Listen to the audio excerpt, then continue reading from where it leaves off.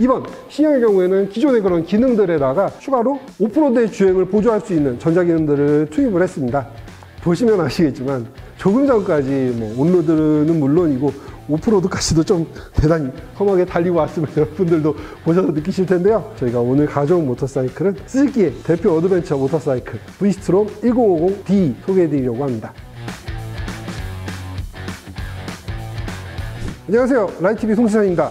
요즘 모터사이클 시장에서 가장 핫한 장르 꼽는다면 당연 어드벤처 아닐까요? 그래서 저희가 오늘 가져온 모터사이클은 스즈키의 대표 어드벤처 모터사이클 V-스트롬 1050D 소개해드리려고 합니다.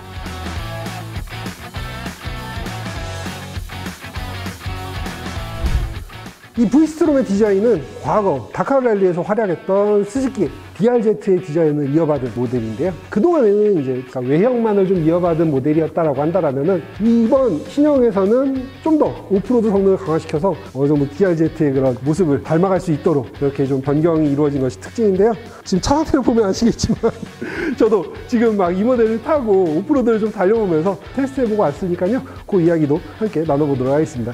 지금부터 하나씩 살펴보도록 하실까요? 이전까지의 V-스트롬은 앞 19인치, 뒤 17인치로 오프로드보다는 좀 더 온로드 쪽의 비중이 큰 그런 구성을 채택해 왔었는데요. 이번 신형에서는 앞바퀴에 21인치 휠을 채택해서 좀 더 오프로드 성능을 강화시킨 게 특징입니다. 그리고 타이어도 기존의 110에 80 사이즈에서 90에 90 사이즈로 변경되면서 주파 성능을 더욱 향상시켰습니다.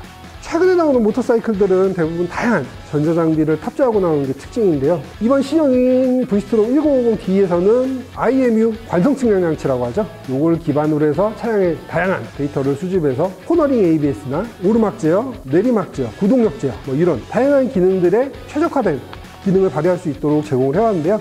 이번 신형의 경우에는 기존의 그런 기능들에다가 추가로 오프로드의 주행을 보조할 수 있는 전자기능들을 투입을 했습니다. 새로 추가된 기능으로는 오프로드에 특화된 그래벨 모드, 그리고 리어 ABS 차단 모드, 온로드에서 좀 더 주행을 즐겁게 즐기실 수 있도록 힐홀드 컨트롤, 양방향 퀵시프트 이런 기능들이 새로 추가됐습니다. 간단하게 기능을 소개하자면 그래벨 모드 같은 경우에는 이름 그대로 자갈길에서 좀 더 원활한 주행이 가능하도록 보조하는 것이 특징인데요. 과도한 휠스피는 방지하면서 지속적인 구동력을 뒷바퀴에 전달하기 때문에 일관된 속도를 유지하면서 안정적인 주행을 이어나갈 수 있도록 하는 기능입니다. 리어 ABS 차단 모드의 경우에는 오프로드 기술 중에 일부러 휠을 미끄러뜨리면서 차량을 제어하는 기술이 있는데, 이게 ABS가 작동하는 상태에서는 뒷바퀴가 제대로 미끄러지지 않는다는 특징이 있는데요. 그래서 이 ABS 기능을 완전히 꺼서 오프로드에서 차량을 미끄러뜨리면서 제어할 수 있도록 도와주는 기능이라고 보시면 될 것 같고요. 그렇다고 나는 ABS가 완전히 해제되는 건 싫은데? 라고 생각하시는 분들은 이 ABS의 개입 단계를 두 단계로 조절할 수 있거든요. 최대 개입, 최소 개입 기능을 적당히 조절하면서 사용할 수 있는 그런 기능입니다. 퀵시프트는 클러치 조작 없이도 변속을 할 수 있게 해주는 기능인데, 당연히 온로드에서는 더 빠른 가속을 위해서 사용하시는 경우가 일반적이지만 오프로드의 경우에도 클러치를 제어하기 힘든 상태에서 아랫단으로 변속을 해야 되는 상황이 발생했을 때 퀵시프트가 있기 때문에 클러치를 무리해서 잡지 않고도 변속을 할 수 있기 때문에 여러분들이 좀 더 차량을 제어하기가 쉬워지는 기능입니다. 힐홀드 컨트롤 경우에는 여러분들이 오르막길에서 정차했을 때 시동 껴먹는 경우들이 많으실 텐데요. 차량이 오르막에 정지했다라고 감지를 하면 뒷브레이크를 작동시켜서 여러분들이 출발하시기 전까지 차량이 뒤로 밀리지 않게 하는 그런 기능이라고 보시면 됩니다. 보시면 아시겠지만 조금 전까지 온로드는 물론이고 오프로드까지도 좀 대단히 험하게 달리고 왔으면 여러분들도 보셔서 느끼실 텐데요. 일단 더 커진 이 앞바퀴 덕분에 오프로드의 장애물을 만나게 되더라도 그걸 구애받지 않고 타고 넘을 수 있기 때문에 오프로드에서의 주파 성능 크게 향상됐고요. 여기에 그래벨 모드를 사용했기 때문에 훨씬 더 안심하고 오프로드를 즐길 수 있었습니다. 그리고 이번 신형의 변경점 중 하나는 시트 높이가 880mm로 좀 높아졌는데요. 물론 이 시트가 높아진 부분에 대해서 좀 불편하게 생각하실 분들 계시기 때문에 스즈키에서는 850mm로 낮춘 로우 시트를 옵션으로 발매한다고 합니다.